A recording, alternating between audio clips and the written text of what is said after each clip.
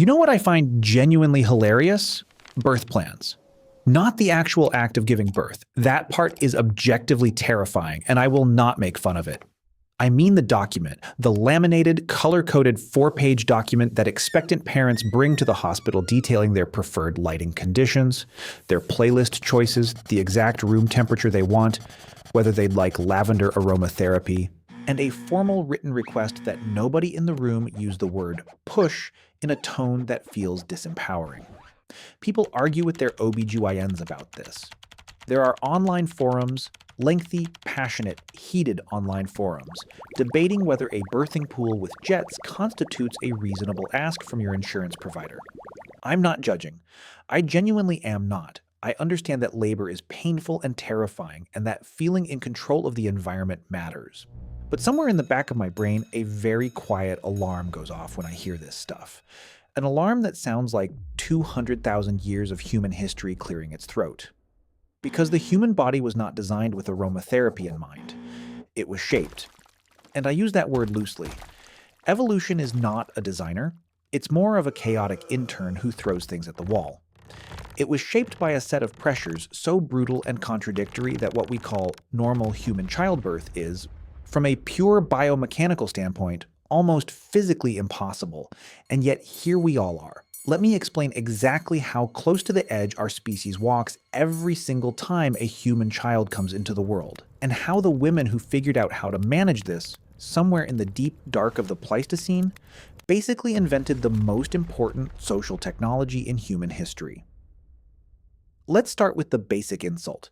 Every other large mammal on Earth gives birth in a way that is, biologically speaking, relatively straightforward. A giraffe drops nearly 2 meters to the ground and is walking within an hour. A wildebeest calf is on its feet and moving with the herd in minutes. This is not optional. Something with very big teeth is usually waiting nearby. A chimpanzee mother, our closest living relative, can give birth largely on her own, reaching down to guide her infant out with her hands. The baby emerges facing her. She can see it. She can clear its airway. She can check that the umbilical cord isn't wrapped around its neck. The whole thing is hard, but it's manageable for one individual alone. Now here is what happens when a Homo sapiens gives birth. The infant's head, which is enormous relative to any other primates at birth, must navigate a birth canal that twists, not just narrows, it actually changes its widest dimension at different levels. The widest part of the opening at the top of the pelvis runs side to side. The widest part at the bottom runs front to back. The infant's head, which is also wider from side to side than it is front to back, must enter in one orientation and exit in a completely different one. This means the baby literally has to rotate inside the birth canal as it descends. 90 degrees, while still attached, while the mother is in the most extreme pain a human body can produce. And here's the part that haunts me. Because of this rotation, the baby almost always comes out facing away from the mother, backward, chin toward her tailbone, which means that if she reaches down instinctively, the way every other primate does, she risks bending the infant's neck in exactly the wrong direction, pulling against the spine. She cannot safely guide her own child out of her own body. Think about that. We are the only primate on Earth where the mother, in the act of giving birth, cannot reliably assist the delivery of her own infant. That is not a quirk. That is a crisis encoded into our anatomy. Anthropologists have a term for it: the obstetric dilemma. Coined by physical anthropologist Sherwood Washburn in 1960, the concept describes the collision between two evolutionary pressures that pulled our pelvis in opposite directions over millions of years. Walking upright on two legs requires a narrow, rigid, efficiently structured pelvis. A big-brained infant requires a wide exit route. Evolution could not fully satisfy both demands at the same time, so it gave us something in between. A pelvis that's functional for walking and just barely adequate for birth, with catastrophic consequences when the math doesn't work out. And then it made things worse. To fit through a pelvis that evolution had already compromised, the human brain had to solve the size problem by being born incomplete. A human newborn's brain is roughly 25 to 30% of its adult size at birth. A chimpanzee is born at around 45%. This means that human infants arrive in the world with more developing to do outside the womb than any other primate. Months of neurological maturation that in any other large mammal would have happened in the safety of the uterus. The term for this is secondary altriciality. And what it means in practice is that the human infant cannot do anything useful for itself. It cannot regulate its own body temperature. It cannot grip with intention. It cannot follow movement reliably. It is, to use a technical term, completely helpless in a world full of things that eat completely helpless creatures. And this is where the story stops being a lecture on pelvic geometry and becomes something considerably darker. You are in sub-Saharan Africa. The time is somewhere between 100,000 and 300,000 years ago. The group is camped in a landscape that is alive, constantly alive, with predators that can smell blood from several kilometers away. And a woman in your group has just gone into labor. The smell alone is a problem. Amniotic fluid, blood. These are biological signals that travel far and fast on a night wind. Leopards in the African savanna operate with a sense of smell estimated to be between 10 and 50 times more powerful than a human's. Spotted hyenas, the dominant large carnivore across much of the East African landscape our species evolved in, are sensitive enough to detect carrion at distances exceeding 40 kilometers under favorable conditions. A hyena clan has a home range. They patrol it at night. They investigate chemical signals that shouldn't be there. A birth happening at the edge of camp is producing exactly the olfactory profile that triggers that investigation. And here's the false comfort I want to dismantle right now, because this is the part where the story seems like it has an obvious answer. You might be thinking the group is there. The group has fire. The group has tools. A hyena isn't going to charge a camp full of armed humans. And you're right. In most normal circumstances, you'd be right. But labor doesn't happen on a convenient schedule. Women in Paleolithic bands would have needed to withdraw somewhat from the main group. The movement, the noise, the social activity of daily camp life, because active labor and human social chaos are genuinely incompatible. The controlled withdrawal that every traditional culture documents around birth wasn't a spiritual act first, it was a practical one. You needed quiet, you needed focus, and that meant distance. Distance from the fire, distance from the group's protective noise. And then the infant arrives. And if it's healthy, it cries. Human infant crying is, from an acoustic standpoint, a highly effective long-range broadcast. The cry frequency of a Homo sapiens newborn is calibrated. Again, not intentionally, this is evolutionary accident, to be difficult to ignore and surprisingly hard to locate with precision. A crying infant in open savanna landscape can be heard from several hundred meters under normal conditions. In the quiet of a windless African night, potentially further. This is the compound emergency. You have blood in the air. You have a loud, newly living animal announcing its location. You are away from the fire. You have a mother who has just done something that would flatten most modern humans, who is now exhausted and bleeding and temporarily incapable of running. I said this was a story of false security. That's the false security. The idea that birth in the Pleistocene was just hard, but survivable.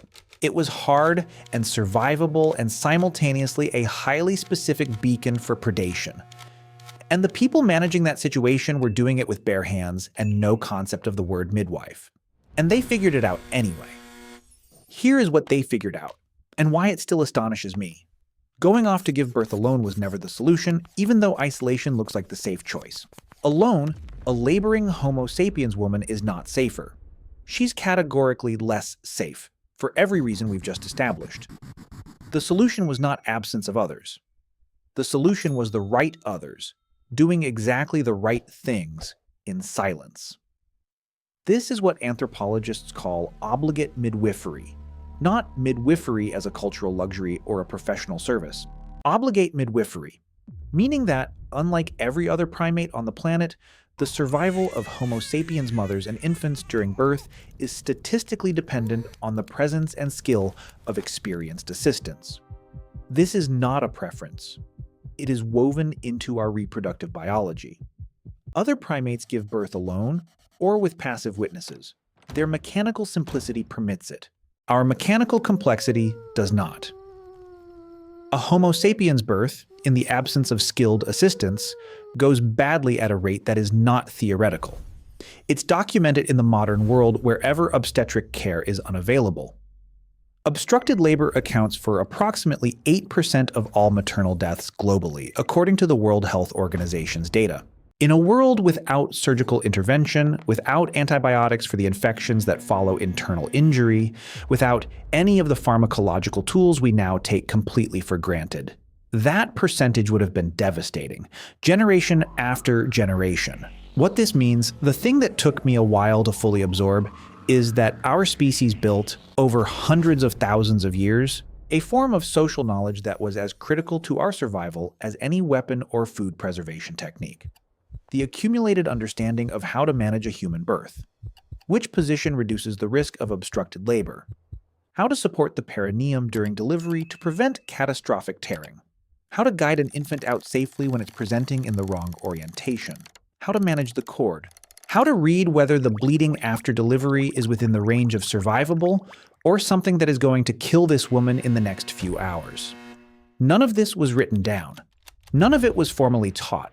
It was transferred in its entirety through presence, through women watching other women, through hands guiding other hands, through the knowledge that accumulated in the bodies and memories of the women who had attended the most births, who had seen the most outcomes, who carried in their minds a medical library that no library existed to contain. And here's the thing about the silence again, because I keep coming back to it. The experienced women at the center of this, the ones who had that knowledge, they also had to manage the environmental threat simultaneously. The moment the infant was born, it needed to be quieted, immediately. Not in a few minutes. Now. Skin-to-skin contact. The breast, warmth, these produce a documented physiological response in newborns called the transport response. When an infant is picked up and held close to a body, cortisol drops. Heart rate stabilizes. The crying stops. This reflex is ancient enough that researchers believe it's directly connected to our evolutionary history of carrying infants away from dangerous locations, silencing the broadcast signal the moment it started. The women doing this work knew, without the language to explain it, that the quiet was the priority. The rest of the group knew it too. Traditional birth customs across cultures include noise restrictions, movement restrictions, taboos on certain presences near the birthing location. When you strip away the ritual justification and look at what the behavioral rules actually produce, they consistently reduce the sound signature, the movement signature, and the olfactory signature of the birth location. They look like superstition. They function like threat mitigation protocol.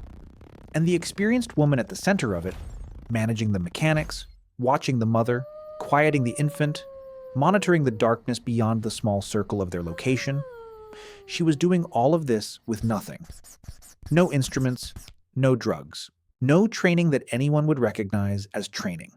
Just the accumulated weight of everything that had happened before in her hands.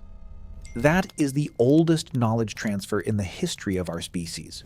Not fire, not tool making, not language. The knowledge of how to bring a human child safely into the world is older than any of those things, because it had to be. We couldn't make any of those other innovations without first surviving birth. Human newborns have a reflex that's easy to overlook because it seems obvious. When you pick up an infant and hold it close to your body, it goes quiet. Heart rate stabilizes. The cortisol response drops. The crying stops. This is not a learned behavior. It fires automatically in every healthy human infant, regardless of culture or context. It is, by every measure, ancient. And it is exactly what you'd expect to find in a species whose infants survived the Pleistocene by being carried immediately and silently away from the place where they had just broadcast their existence. We made it here through a process that should not, on paper, work. A cranium too large for a canal too narrow. An infant that exits backward, unable to be guided by the one person most motivated to guide it.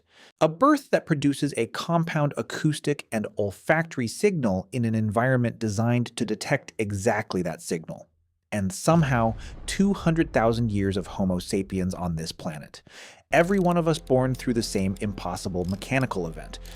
Because somewhere in the dark of the Pleistocene, a group of women understood that you did not survive this alone. You survived it with the right people, in the right silence, with knowledge passed from hands to hands across thousands of generations. The oldest profession isn't what they say it is. And if this kind of thing, the science buried under the silence, the parts of human history that never get told because they were never written down. If this does something to you, consider subscribing. Hit the bell.